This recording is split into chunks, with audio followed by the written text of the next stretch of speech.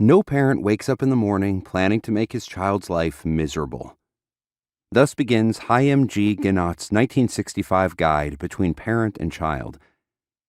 Born in Tel Aviv in 1927, Ginot's varied career included elementary school teacher, resident psychologist for NBC's Today Show, and professor of child psychology at New York University.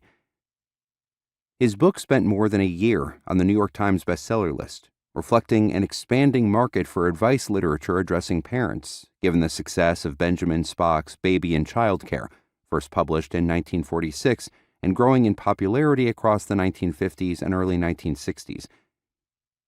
Ginot's book adopts an explicitly permissive approach, understanding what an earlier generation might have seen as misbehavior as reflecting a failure to communicate.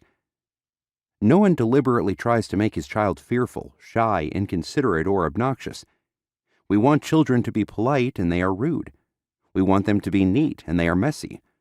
We want them to be confident, and they are insecure. We want them to be happy, and they are not.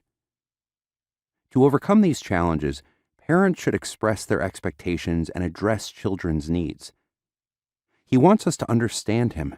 He wants us to understand what's going on inside himself at that particular moment. Furthermore, he wants to be understood without having to disclose fully what he is experiencing. It is a game in which he reveals only a little of what he feels, needing to have us guess the rest. Ginot instructs parents how to play this guessing game, moving between broad principles and practical applications. How do we know what he feels? We look at him and listen to him, and we also draw on our emotional experience. Let's label these practices as empathetic introspection. Such understanding must shape parents' everyday approach.